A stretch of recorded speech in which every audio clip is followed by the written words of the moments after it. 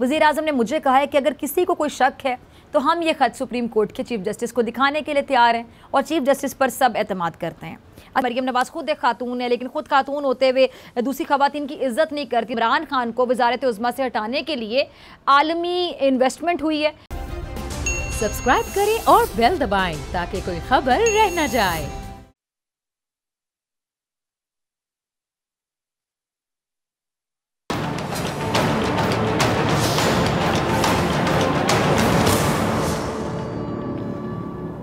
अस्सलाम वालेकुम नाज़रीन, मैं हूं डॉक्टर फ़िज़ा अकबर खान और मैं हूं पाकिस्तान और आप देख रहे हैं पाकिस्तान के सबसे बड़े न्यूज़ चैनल का नंबर 1 प्रोग्राम ऐसे नहीं चलेगा।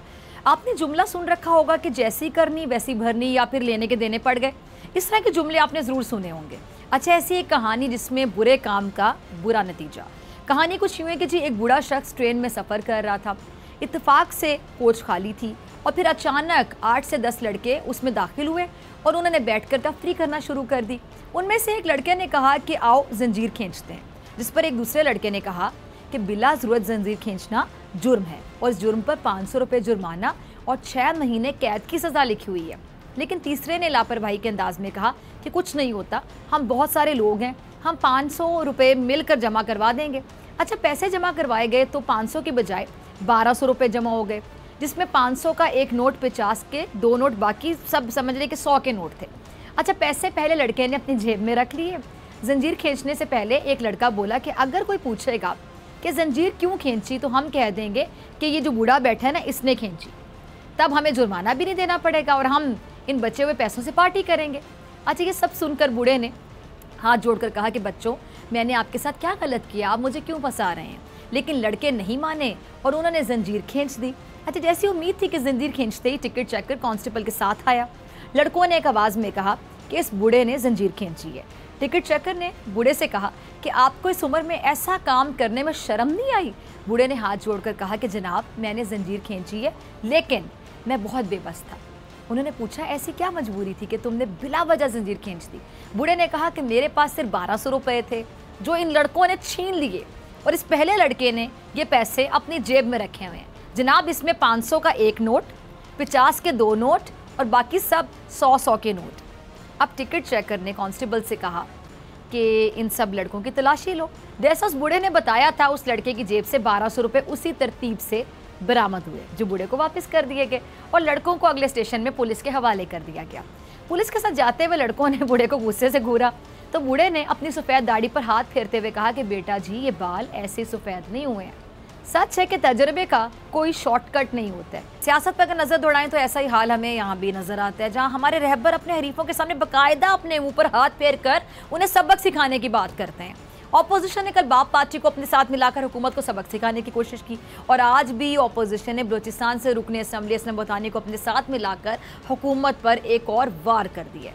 अब दूसरी जानिब कल हुकूमत ने ऑपोजिशन पर उस वक्त बड़ी बिजली गिराई जब वज़ीर आज़म ने अपना पत्ता शो करते हुए वज़ीर आला पंजाब की पेशकश परवेज़ इलाही को कर दी और वज़ीर आज़म ने PTI की परवेज़ इलाही को वज़ीर आला पंजाब का उम्मीदवार नामजद करने का ऐलान किया। अच्छा, यकीनी तौर पर ऑपोजिशन के लिए बहुत बड़ा झटका था, क्योंकि ऑपोजिशन के काफ लीग से मामला तकरीबन तय पा गए थे, लेकिन अचानक से मंजर ही बदल गया।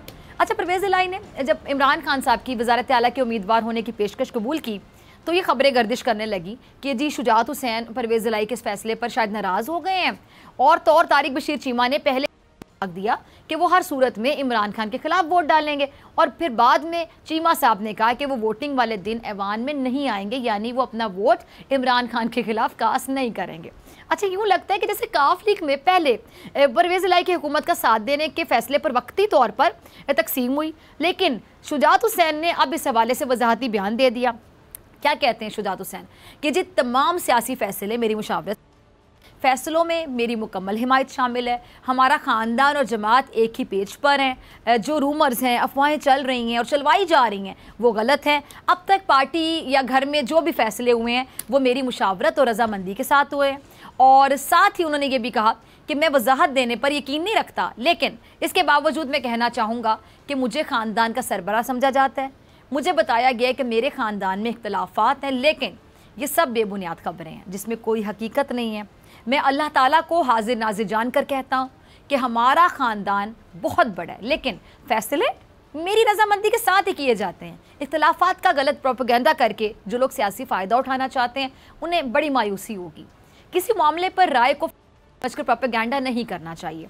अच्छा, अब शुजात हुसैन ने मामले की वजाहत कर दी, जिसके बाद अब किसी किस्म का कोई इबहाम नहीं रहा कि जी परवेज़ इलाही का हुकूमत की जानिब से वज़ारत आला के उम्मीदवार नामज़द होने पर काफ लीग में शायद यकसुई पाई जाती है, और अगर सूरत हाल ऐसी ही रहती है तो फिर ये बात यकीनी है कि काफ लीग के तमाम अरकान इमरान खान की हिमायत में वोट कास्ट करेंगे। और आज एक और ख़बर के मुताबिक ज़रा सुनिएगा, परवेज़ इलाही साहब और मुनस इलाही की वज़ीर-ए-आज़म इमरान खान से जो मुलाकात हुई है उसमें पंजाब में हुकूमत की जो तब्दीली है या जो स्ट्रैटेजी है सियासत के हवाले से, सियासी हिकमत अमली ख्याल किया गया। बज़ाहिर अब लग ऐसा रहा है कि जी काफ लीग और हुकूमत के दरमियान जो मामलात हैं वो शायद सुलझ गए हैं, और ये बात राना सुनाला को बड़ी खटक रही है, बहुत खटक रही है, और वो काफ लीग से डील की नाकामी का मलबा किस पर डाल रहा है खुद सुन लीजिएगा, मुनस इलाही पर डाल रहे हैं। सुना आपने राना साहब को, राना साहब क्या कह रहे हैं कि जी चौधरी बिरादरान ने जो फैसला किया बड़ा अजीब फैसला है। अच्छा, लीगी रहनुमा ये भी कह रहे हैं कि हमने परवेज़ इलाही के कहने पर पंजाब में अदम एतमाद की तहरीक जमा करवाई, लेकिन मुनस इलाही ने सारी जो बनाई गेम है ना वो ख़राब कर दी है। अच्छा, राना साहब एक और बात कह रहे थे कि जी परवेज़ इलाही PTI के हिमायत याफ्ता होकर वज़ीर आला इसलिए नहीं बन सकते क्योंकि पंजाब में तहरीक इंसाफ के जो अरकान हैं उनमें तकसीम पाई जाती है, कुछ तरीन ग्रुप के लोग हैं, कुछ अलीम खान के साथ लोग हैं, तो फिर ऐसी तकसीम की सूरत में परवेज़ इलाही किसी सूरत वज़ीर आला नहीं बन सकते। अच्छा, जरदारी साहब ने भी ऐसी बात की कि जी वज़ीर आला अपोजिशन का ही बनेगा। अच्छा, इसके अलावा बिलावल से एक सवाल पूछा गया आज कि क्या परवेज़ इलाही पर आपके दरवाजे अब भी खुले हैं, तो उन्होंने जवाब ये दिया कि जो एक बार छोड़ जाए उस पर भरोसा कैसे किया जा सकता है। अच्छा, लेकिन लग ऐसा रहा है कि परवेज़ इलाही को अपोजिशन पर भरोसा नहीं था। उन्हें डर क्या था? उन्हें डर ये था कि नून लीग से वज़ीर आला नामज़द ना हो जाए, क्योंकि नून लीग की पंजाब में दूसरे नंबर पर अक्सरियत है, और अगर ऐसा हो जाता तो फिर चौधरी बिरादरान ना उधर के रहते ना इधर के रहते। अच्छा, खबर के मुताबिक मरियम नवाज़ को हुक्मरान जमात के अहम इत्तेहादी की हिमायत खो देने का जिम्मेदार ठहराया जा रहा है। जी हाँ, मरियम नवाज़ को कहा यह जा रहा है कि जी चौधरियों को गैर पुरकशिश पेशकश की गई, जिसकी वजह से वज़ीर आज़म को तहरीक अदम एतमाद के ज़रिए इक़्तिदार से बाहर करने की कोशिश में काफ लीग ने अपोजिशन की हिमायत नहीं की। अब ज़ाहिर है ये हिमायत नून लीग इसलिए नहीं कराना चाहती थी, क्योंकि उसको एक खदशा ये होगा कि जी परवेज़ इलाही के वज़ीर आला बनने के बाद वो अपनी जमात को सियासी तौर पर जमात बना देंगे। लेकिन जरदारी साहब क्या कहते हैं कि अब देर हो चुकी है और अब हम सब इत्तेहादी मिलकर फैसला करेंगे कि वज़ीर आला आखिर किससे बनाना है। ज़रा सुनिएगा जरदारी साहब को। सुना आपने जरदारी साहब को, वो कहते हैं कि जी हम मुल्क बचाने निकले हैं, हम वही फैसला करेंगे जो मुल्क की बेहतरी के लिए होगा। अब जरदारी साहब की बातों से बज़ाहिर लगता तो ये कि वो हर सूरत परवेज़ इलाही को वज़ीर आला बनने से रोकेंगे, और ऐसी सूरत में हमज़ा शहबाज ही बचते हैं जो वज़ीर आला पंजाब के उम्मीदवार होंगे, क्योंकि पंजाब में अपोजिशन लीडर हमज़ा शहबाज हैं। अच्छा, जरदारी साहब परवेज़ इलाही की सियासत देख कर कहते हैं कि परवेज़ इलाही रात को मुझसे मुबारकबाद लेने आते हैं और सुबह को वो बाहर चले जाते हैं, उनके पास नंबर पूरे नहीं हैं, वो वज़ीर आला नहीं बन सकते। अब इस पूरी सिचुएशन में, इस पूरी सूरत हाल के बाद पंजाब में वज़ीर आला के लिए लॉबिंग शुरू हो गई है। मुस्लिम लीग नून और मुस्लिम लीग काफ सरगर्म हो गए हैं, और इतलात के मुताबिक राना सनाउल्लाह का अलीम खान से रब्ता हुआ है, और लीगी रहनुमा के अलीम खान भी हमारे वज़ीर आला के उम्मीदवार हो सकते हैं। अच्छा, शाहिद खान अब्बासी साहब बुज़दार साहब के हटाए जाने और वज़ीर आज़म के लगाए गए बैरूनी साजिश के इल्ज़ाम पर इज़हार ख्याल कर रहे हैं, कुछ फरमा रहे हैं, ज़रा सुनिएगा। आपने अब्बासी साहब तंज कर रहे हैं कि जो उस्मान बुज़दार पर इमरान खान बहुत फ़ख्र किया करते थे, उन्हें वसीम अकरम प्लस कहा करते थे, लेकिन फिर अपनी कुर्सी बचाने के चक्कर में उन्होंने बुज़दार को माइनस कर दिया, उस्मान बुज़दार को ही सरप्राइज़ दे डाला। अच्छा, अब्बासी साहब ये भी कह रहे हैं कि कोई ख़त, कोई धमकी इमरान खान को मिली नहीं है, ये सिर्फ ड्रामा किया जा रहा है। इमरान नियाज़ी के पास कुछ कहने को नहीं था तो सिर्फ एक कागज़ निकाल कर लहरा दिया। वज़ीर आज़म को धमकियाँ में इस खत पार्लियामेंट में लाना चाहिए था। जब से तहरीक अदम एतमाद का अमल शुरू हुआ है कहीं से कोई कॉल नहीं आई है। अब इमरान खान के पास चंद दिन बाकी हैं, हम पर कोई नया करप्शन का केस बनाना चाहते हैं तो बना लें।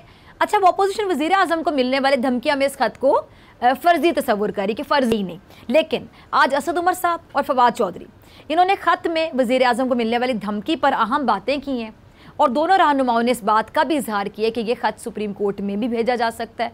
अच्छा, एक क्लिप होगा दोनों रहनुमाओं का ज़रा चलाइएगा ना। आपने दोनों रहनुमाओं को, असद उमर ने कहा है कि जी कुछ लोगों को एतराज़ ये है कि वज़ीर आज़म ने धमकी आमेज़ जो ख़त है उन्हें नहीं दिखाया, तो वज़ीर आज़म ये ख़त सुप्रीम कोर्ट में पेश करने को तैयार हैं। अच्छा, ये भी कह रहे थे असद उमर कि जी कुछ लोग कह रहे हैं कि जी हमें ख़त क्यों नहीं दिया जा रहा, कुछ राज जो हैं वो कौमी नौयत के होते हैं। वज़ीर आज़म ने मुझे कहा है कि अगर किसी को कोई शक है तो हम ये ख़त सुप्रीम कोर्ट के चीफ जस्टिस को दिखाने के लिए तैयार हैं और चीफ जस्टिस पर सब एतमाद करते हैं। अच्छा, तो असद उमर ये भी कह रहे थे कि इस मरासले की तारीख अदम एतमाद तहरीक पेश होने से पहले की है। ये अहम इसलिए कि इस मरासले में बराह रास्त तहरीक अदम एतमाद का जिक्र है। अच्छा, ये भी कहा असद उमर ने कि जी इससे भी ज़्यादा अहम बात यह है कि इसमें 2 टोक अल्फाज में बाकायदा लिखा गया, 2 टोक अल्फाज में, कि अगर अदम एतमाद की तहरीक कामयाब नहीं होती और इमरान खान वज़ीर आज़म रहते हैं तो इसके नताइज ख़तरनाक होंगे। यह मरासला वज़ीर आज़म के मनसब और तहरीक अदम एतमाद से बराह रास्त जुड़ा हुआ है और वज़ीर आज़म ने कानूनी बंदिशों के सबब ये मरासला जो है सिर्फ आला तरीन फ़ौजी क़यादत और काबीना के कुछ अरकान के साथ शेयर किया है। इसलिए वज़ीर आज़म ने ये जो मरासला है ये सुप्रीम कोर्ट में पेश करने के लिए कहा है। अच्छा, असद उमर एक और बात कह रहे हैं कि जी इसमें बराह रास्त पाकिस्तान की खारिजा पॉलिसी का भी जिक्र हो रहा है इस मरासले में। तो ये बात अब वाज़ेह है कि जी अदम एतमाद की तहरीक और बैरूनी हाथ आपस में जुड़े हुए हैं। इसमें कोई शक नहीं कि मरासले में नवाज शरीफ मुलव्विस हैं, जो लंदन में बैठकर मुलाकातें कर रहे हैं और नवाज शरीफ किस किस से मिलते रहे हैं ये सबको पता है। वज़ीर आज़म जब चाहेंगे इसकी डिटेल भी बता देंगे। अच्छा, असद उमर ये समझते हैं शायद कि कौमी असम्बली में मौजूद जो अरकान हैं उनमें कई अफराद को ये नहीं मालूम कि तहरीक अदम एतमाद के पीछे मज़ीद कौन से अनासर मुलव्विस हैं, और ऐसी बातें फवाद चौधरी ने भी की हैं। अब अगर ख़त झूठा होता तो सवाल ये कि हुकूमत इसको सुप्रीम कोर्ट ले जाने की बात कैसे करती, क्योंकि जाली सबूत जमा करत में सुप्रीम कोर्ट हुकूमत के ख़िलाफ़ कार्रवाई का हक़ रखती है। तो फिर ऐसे में हुकूमत अपने पाँव पर कुल्हाड़ी खुद क्यों मारेगी। अच्छा, लेकिन मरियम नवाज ये कहती हैं कि हुकूमत अपने पाँव पर खुद कुल्हाड़ा चला रही है, बल्कि हुकूमत ने अपने पाँव पर कुल्हाड़ा चला दिया है। ज़रा सुनिएगा। तो सुना आपने, मरियम नवाज को कह रही हैं कि जी कोई इतना मुल्क के लिए ख़तरनाक नहीं जितना इमरान खान इस मुल्क के लिए ख़तरनाक है। और मरियम क्या कह रही हैं कि जी इमरान खान ने कौन से कोई एटमी धमाके किए थे कि उनके खिलाफ आलमी साजिश हो सके, और अगर पाकिस्तान के खिलाफ कोई बैरूनी साजिश हुई है तो उसके सबसे बड़े आलाकार इमरान खान खुद हैं और इस मुल्क को जादू टोने से चलाया जाता है। अब मरियम का इशारा यकीनी तौर पे खातून अव्वल की तरफ था। अच्छा, शहबाज गिल इसी का जवाब मरियम नवाज को देगा ना। आपने शहबाज गिल को क्या कह रहे हैं कि जी मरियम खातून होते हुए भी दूसरी खवातीन की इज़्ज़त करना नहीं जानती हैं और ये इनका वतीरा है। अब अंदरूनी तौर पर रहबरों की मुहाज़राई तो जारी है, अपोजिशन हुकूमत को सबक सिखाना चाहती है, और अगर खुदा न ख्वास्ता पाकिस्तान के ख़िलाफ़ बैरूनी साजिश हो रही है और अपोजिशन जाने अनजाने में इसका आलाकार बनकर मुल्क का नुकसान कर बैठी, तो ऐसे कैसे चलेगा? ऐसे नहीं चलेगा। मिलते हैं ब्रेक के बाद।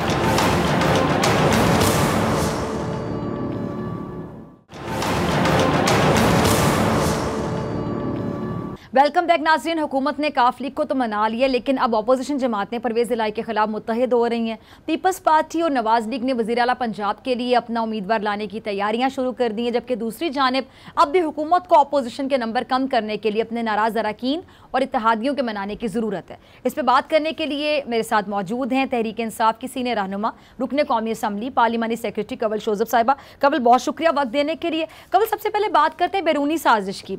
वफाकी हुकूमत ये कह रही है कि जी धमकी आमेज जो मरासला है उसमें नवाज शरीफ मुलव्विस हैं। इसके बारे में अवाम को बताएं कि नवाज शरीफ अगर मुलव्विस है तो चाहते क्या हैं वो?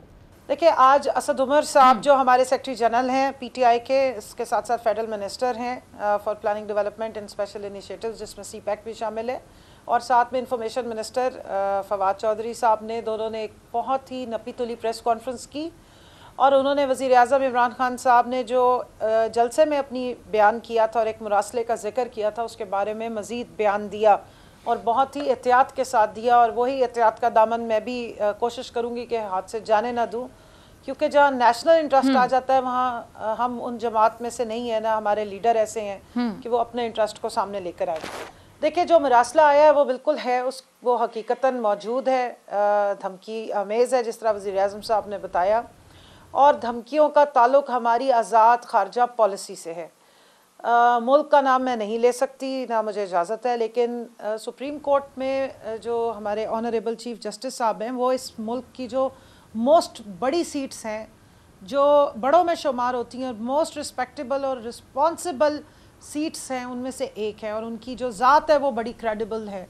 इसलिए क्योंकि बड़े 2 दिन से ये मामला डिस्कशन की जा रही हैं, बजाय इसके कि जो बात वज़ीर आज़म ने लिख के बोली, ज़ुबानी नहीं बोली, लिख के बात की, एक अपने ख़ास पैरामीटर्स उन्होंने या एक लाइन लगा के बात की, बिटवीन द लाइन सारी बात की, उसको फोकस करने की बजाय मरासले की होने या ना होने के ऊपर ज़्यादा डिबेट को डाइग्रेस करने की कोशिश की गई। तो इसलिए उसकी ऑथेंटिसिटी के लिए कि एक ऐसे चीफ जस्टिस साहब की सीट और एक उनकी ज़ात कंट्रोवर्शियल नहीं होती है और मुल्क की जुडिशरी स्टेट के पिलर्स में से काउंट होती है, तो उनको दिखा दिया जाए ताकि ये डिबेट ख़त्म हो जाए कि ऐसा कोई मरासला हमें मिला है वज़ीर आज़म साहब को, फ़ॉरेन ऑफिस को और मिलिट्री इस्टेब्लिशमेंट को या नहीं। पहली बात। दूसरी, जो नवाज शरीफ की बात की गई, तो लंदन बैठे नवाज शरीफ जो करीबुल मर्ग थे, जिनकी ज़िंदगी की ज़मानतें हमसे मांगी जाती थीं और प्लेटलेट्स ऊपर और प्लेटलेट्स नीचे और एक दिन ऊपर और एक दिन नीचे पे जो है वो इज़राइल अलैहिस्सलाम के आने के बातें की जा रही थी कि ज़िंदगी मौत की कश्मकश है। आपने देखा कि जिस दिन से वो लंदन गए हैं, अभी वो लंदन पहुँचे भी नहीं थे तो उनके प्लेटलेट्स भी पूरे हो गए और बाकी सारी चीज़ें भी पूरी हो गई। अब उससे हम आगे बढ़ते हैं। उसके बाद आप देखें कि हमदुल्ला मुहिब, जिसने पाकिस्तान को, मेरी सरजमीन को गाली दी, ब्रोथल बोला, इतना गलीज लफ्ज़ बोला, मेरे मुल्क को, कौम को गाली दी, उसको वो वहाँ मिल रहे हैं।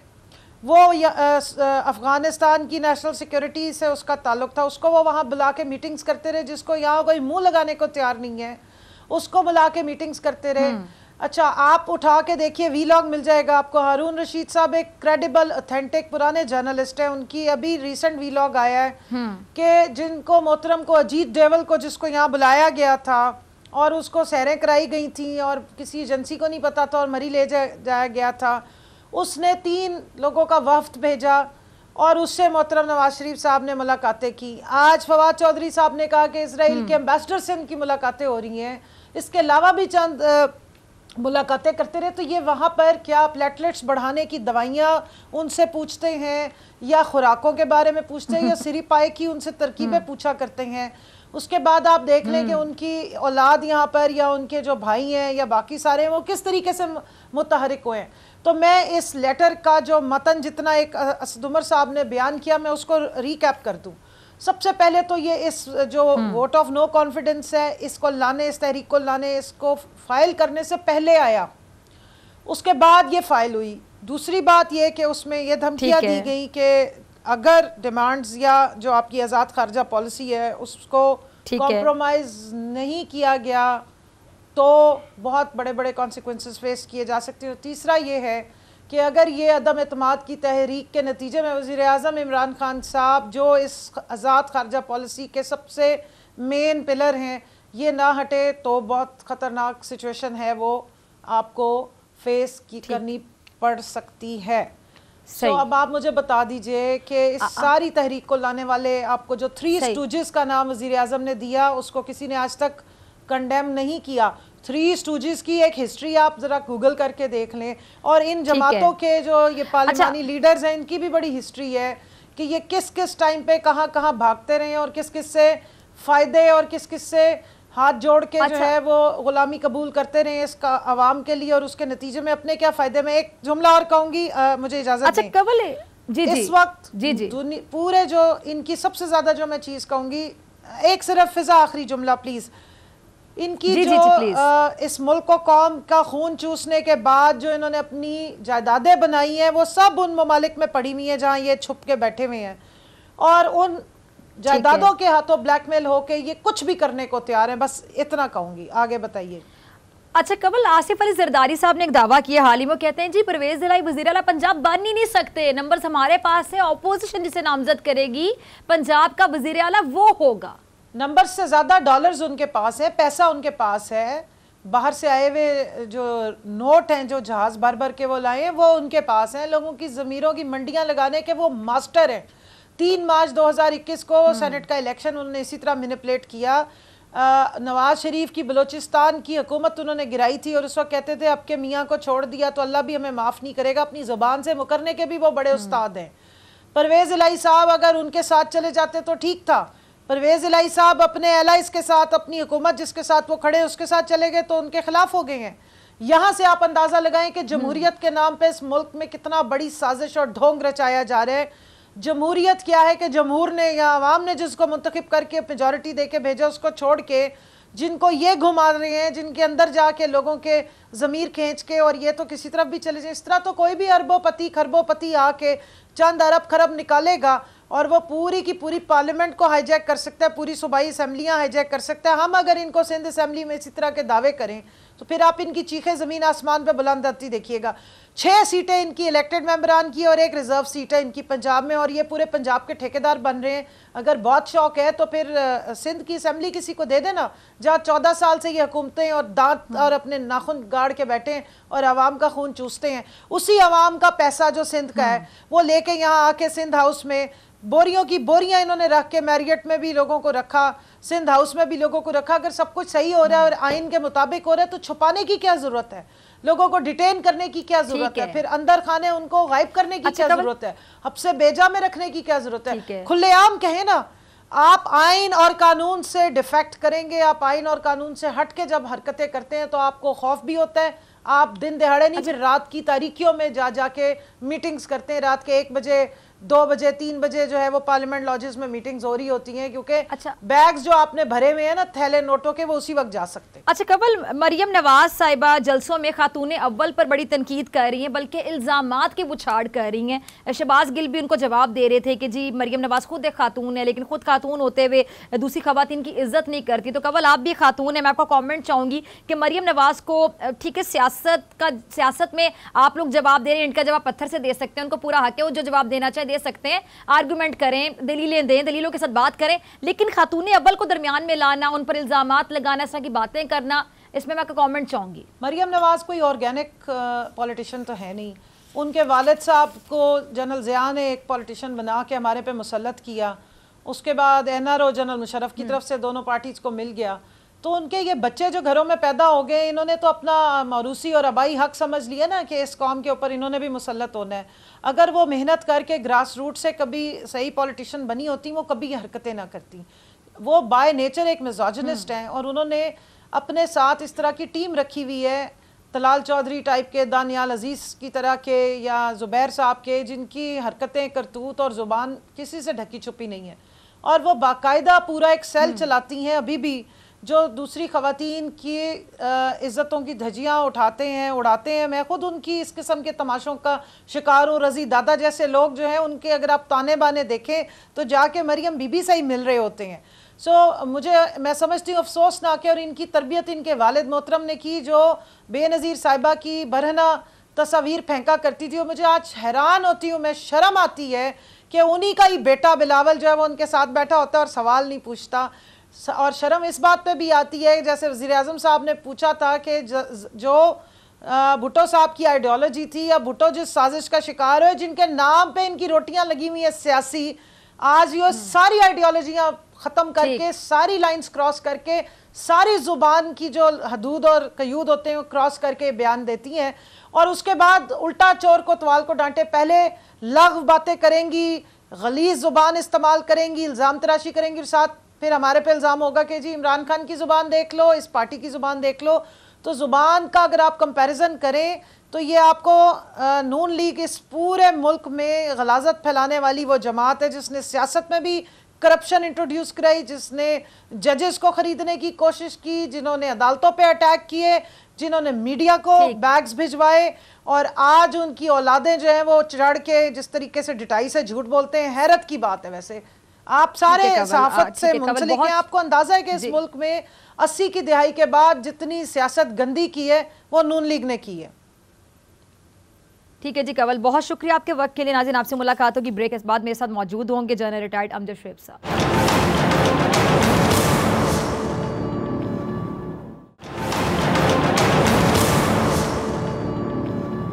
वेलकम बैक नाजरीन। आज वफाकी वज़रा ने प्रेस कॉन्फ्रेंस में कहा था कि धमकी आमेज़ मुरासला सिर्फ आला फौजी की आदत को दिखाया गया, और वफाकी काबीना के चंद अहम वज़रा को भी इसका पता है। उनका कहना था कि मुरासले में बराह रास्त पाकिस्तान की जो खारिजा पॉलिसी है उसका जिक्र किया गया। तहरीक अदम एतमाद और बैरूनी हाथ आपस में जुड़े हुए हैं। इस पर बात करने के लिए मेरे साथ मौजूद हैं सीनियर तज्जियाकार lieutenant general retired Amjad Shoaib साहब। बहुत शुक्रिया वक्त देने के लिए। जनरल साहब, हुकूमत बैरूनी साजिश का जो मुरासला है आला फौजी क़यादत को दिखा चुकी है और चीफ जस्टिस सुप्रीम कोर्ट को दिखाने के लिए भी तैयार है। और शेख रशीद साहब ये कह रहे थे कि जी इमरान खान को वज़ारत उज़्मा से हटाने के लिए आलमी इन्वेस्टमेंट हुई है। आपका सारी सूरत हाल पर तबसरा क्या है? बिस्मिल्लाहिर्रहमानिर्रहीम। देखिए, जिस बात में तो कोई शक नहीं कि ख़त मौजूद है, सिर्फ देखने की बात यह है कि इस ख़त के आने के बाद हमने करना क्या है। अगर ये ख़त के अंदर हुकूमत का लिखा है कि उसको गिराना है, तो फिर हुकूमत अगर गिरा दी गई और उसके बाद हम सोचें कि कुछ होगा, तो वो तो कुछ भी नहीं हो सकेगा। क्योंकि अगर ऑपोजिशन के लोग उसमें कुछ आलाकार हैं, तो वो तो आते ही इस ख़त को दबा के परे करेंगे ना। वो तो ख़त का कोई वो तो नहीं एक्शन लेंगे। फिर ये है कि अगर हुकूमत गिर जाती है तो फिर उसके बाद क्या मुल्क में स्टेबिलिटी आएगी?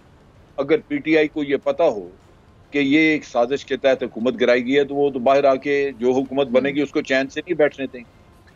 तो मुल्क के मफाद में ये था कि इस खत को नेशनल सिक्योरिटी कमेटी में पेश किया जाता, उसमें सिविलियन क़यादत भी और फौजी क़यादत भी होती, तीनों सर्विसेज के लोग होते, और फिर तजिया किया जाता है कि इस थ्रेट का मकसद क्या है। अगर ये थ्रेट पूरी नहीं होती तो फिर क्या हो सकता है। जैसे कहा गया कि अगर हुकूमत नहीं गिरती या नो कॉन्फिडेंस कामयाब नहीं होती तो फिर हम सबक सिखाएंगे या जो भी करेंगे। तो उसका तजिया होता है कि फिर हो क्या सकता है। और जब आप ये चीज़ें ये कर लें अपने लिए एक्सरसाइज के क्या क्या हो सकता है, तो फिर आप उसके लिए मनसूबाबंदी करते हैं कि हमने इसका तोड़ कैसे करना है। क्योंकि सबसे इंपॉर्टेंट चीज़ है रियासत की सिक्योरिटी। अगर आपके साथ साजिशें हो रही हैं और साजिशों के नतीजे में जो कुछ दुश्मन हासिल करना चाहता है वो हासिल कर ले, तो फिर तो कोई फायदा नहीं हुआ कि आप खत लहराते भी रह जाएंगे, तो वो बेकार हो गई बात। तो असल चीज़ ये है कि इसकी मनसूबाबंदी होनी चाहिए ताकि इसका तोड़ किया जाए और आइंदा ये साजिशें ना हो सके। रही बात ये है कि साजिश का, तो आप ये ज़हन में रखिए कि पाकिस्तान घिरा हुआ है दुश्मनों में। आपके कभी टेररिज्म कराया जाता है, इकोनॉमी तबाह करने के लिए बहुत कुछ किया जाता है, CPEC के खिलाफ बहुत होता है। तो ये तो मैं तसव्वुर कर सकता हूँ कि अगर हमारे अपने मुल्क में अंदरूनी खलफशार होगा, अंदरूनी इंतशार होगा, तो बाहर की कुव्वतें वो कभी भी मौका ज़ाया नहीं जाने देंगी। जो भी बाहर साहब के दुश्मन हैं, उनकी पहली तरजीह ये होगी कि इसी चीज़ से वो फ़ायदा उठाएं, क्योंकि आपने मौका मुहैया कर दिया उनको। तो इस वजह से ये साजिश तो होगी। मुझे ख़त का कोई बताए ना बताए, मैं ये समझ सकता हूँ कि जिस तरह अंदरूनी तौर पे आजकल ऑपोजिशन ने यहाँ इंतशार फैलाया हुआ है, उससे हुकूमत की तवज्जो भी बढ़ गई और उस इंतशार से फ़ायदा उठाने वाले आपके दुश्मन भी बाहर से एक्टिव हो गए। तो ये तो एक बड़ी सीधी सी चीज़ है। लिहाजा हुकूमत को सीरियसली इसकी मनसूबाबंदी की तरफ जाना चाहिए ताकि मुल्क का नुकसान न हो सके। अच्छा जनरल साहब, कुछ दिफाई तज्जियाकारों का ये भी कहना है कि जो भी साजिश में पाकिस्तान से मुलव्विस है उसके खिलाफ आर्मी एक्ट के तहत कार्रवाई होनी चाहिए। तो आप क्या इस बात से इत्तेफाक करते हैं? और साथ ही हुकूमत ने जो नवाज शरीफ के मुलव्विस होने का दावा की है, तो जनरल साहब क्या वजह है कि ऐसे मामलात में नवाज शरीफ साहब का ही नाम आता है, चाहे वो कारगिल का वाक़या हो, त्यारा हाईजैक केस हो या फिर डॉन लीक्स हो?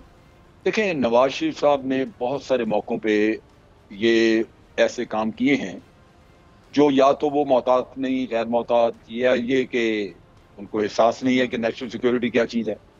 वो डॉन लीक्स का वाक़या हो या बाहर बैठे वो लोगों को मिलते हैं जिसमें हमदुल्ला मुहिब भी शामिल था, या यहाँ पे उन्होंने मोदी से जो मीटिंग लाहौर में की वो भी मशकूक मीटिंग थी, इस वजह से कि पाकिस्तान की तरफ से सरकारी तौर पे कोई भी नहीं बैठा उसमें, मियाँ साहब अकेले थे। मोदी का तमाम स्टाफ उसमें शामिल था, उसका नेशनल सिक्योरिटी एडवाइजर, उसका फॉरेन सेक्रेटरी, हर शख्स उसमें शामिल था। हमारे तरफ से कोई नहीं था। क्या बातचीत हुई है? मियाँ साहब लाख बताएं कि ऐसे नहीं ऐसे, लेकिन शक पड़ेगा कि जी आपने क्यों नहीं रखा है उसमें दरमियान में लोग। अब तो मियाँ साहब के कामों में तो ऐसी कोताहियां हैं कि मशकूक काम होता है और लोग उंगली उठाते हैं। फिर आप देखिए कि इन्होंने डॉन को इंटरव्यू दिया था और बड़ा वाज़ेह इन्होंने कहा था कि क्या हमें भारत में, बॉम्बे में वो लोग भेजने चाहिए थे जिन्होंने जाके 162 लोग मार दिए, और फिर हम मुकदमे का फैसला नहीं कर रहे, फैसला उसका होना चाहिए था। ये चीज इंटरनेशनल कोर्ट ऑफ जस्टिस में भारत के वकील ने कलभूषण केस में कोर्ट की। तो मियां साहब तो ये काम के माहिर हैं, वो करते रहेंगे। कि बहुत सारी चीजें जो पॉलिटिकल पार्टी देखती हैं उनमें पीपल्स पार्टी ने सबसे पहले मियां साहब को कहना शुरू किया था कि मोदी का जो यार है वो गद्दार है, गद्दार है। आपको याद होगा। लिहाजा हाँ, बिलावल कहते होते थे अल्लाह। ये वो चीज है जो कि मैं समझता हूँ पाकिस्तान में पॉलिटिकली एक एक्सेप्टेड है। फिर जरदारी साहब की एक है स्क्रिप्ट, एक उनकी वीडियो क्लिप है जिसमें वो कहते हैं कि मियां साहब जो है वो ग्रेटर पंजाब बनाना चाहते हैं। तो आप बहुत सारी ऐसे मवाद मौजूद हैं जहां मियां साहब की अपना कॉन्डक्ट जो है वो मशकूक नजर आता है। तो ये हो सकता है हुकूमत सच कह रही हो। दूसरी बात ये है कि आपने देखा 2 टेन्योर जो पीपल्स पार्टी और नवाज शरीफ के गुजरे, जब भी ये आए और दरमियान में हमारे मार्शल एडमिनिस्ट्रेटर भी आए, पिछले 40-45 साल से हुकूमतें यही समझती रही कि हमें अमेरिका की खुशनुदी हासिल करनी चाहिए, अमेरिका को खुश करना चाहिए, क्योंकि वो समझते थे कि हुकूमतों का बका इसी पे है। अच्छा जनरल साहब, एक चीज ना देखिए कि ऑपोजिशन के रवैये में एक चीज की तब्दीली आई और वो अचानक से आई है जिस पे सब लोग परेशान हैं। वो ये कि आसिफ अली जरदारी साहब से तो सवाल हुआ आज भी कि जी क्या एस्टैब्लिशमेंट न्यूट्रल है, तो उन्होंने कहा हाँ वो न्यूट्रल है। अच्छा, दीगर ऑपोजिशन भी यही कहती है। इमरान खान की हुकूमत में पहली बार ऑपोजिशन एस्टैब्लिशमेंट को न्यूट्रल कह रही है, हालांकि आपको पता है कि एस्टैब्लिशमेंट पर कितने इल्जामात की बुछाड़ होती रही। तो ये जो ऑपोजिशन के इस बयानिए में अचानक से ऐसी तब्दीली आ गई कि इनको एस्टैब्लिशमेंट अचानक से न्यूट्रल लगने लगी है, इसकी वजह आपको क्या समझ आई है? इसमें यह है कि हमारे अफवाज पाकिस्तान ने बड़ी कॉन्शियस किस्म की एफर्ट की है, बहुत कोशिश की है कि वो किसी भी सूरत में कहीं किसी के साथ पॉलिटिकली एफिलिएटेड नजर ना आए। ये बड़ी मेहनत, बड़ी कोशिश के साथ एक पोजीशन बनाई गई है ताकि ये ना हो कि फिर आइंदा आने वाले आपके मामला जो है मशकूक हो जाए। और इसमें आप देख लीजिए कि जब DGISI को तब्दील किया गया था तो वो भी यही बुनियादी एक अमल था कि ऑपोजिशन उनको बहुत कंट्रोवर्शियल बना रही थी, जो खुद उस ऑफिसर के लिए मुनासिब नहीं था कि वो उसके गिर्द इतनी कंट्रोवर्सीज खड़ी कर दी जाएं और उनका नाम ले ले के मरियम और दूसरे लोग कहा करते थे। लिहाजा वो भी मामला खत्म हो गया, तब्दील हो गए। तो इस लिहाज से आज तो वाज़े नजर आता है कि ऑपोजिशन जो है वो ये हुकूमत, ये हमारी एस्टेब्लिशमेंट जो है वो वाज़े तौर पे नजर आता है कि वो सियासत से दूर खड़े हैं। तो इस लिहाज से मैं समझता हूँ कि एक लिहाज से अच्छी बात है कि आप सियासत में मुलव्वस ना हो, लेकिन हुकूमत जो हुक्म दे वो उनको इस खत के बारे में इन्वॉल्व कर ले और नेशनल सिक्योरिटी कमेटी की मीटिंग बुला के उनसे कहे कि जी ये करना है तो वो करेंगे, उसमें तो कोई दो राय नहीं। ठीक है जनरल साहब, बहुत शुक्रिया आपके वक्त के लिए। इसी के साथ डॉक्टर फिजा अकबर खान को दीजिए इजाजत। आपसे मुलाकात होगी इंशाल्लाह कल सेम टाइम सेम चैनल के। जिंदगी ने वफा की दुआ में याद रखेगा, अपना बहुत ख्याल रखिएगा। अल्लाह निगहबान।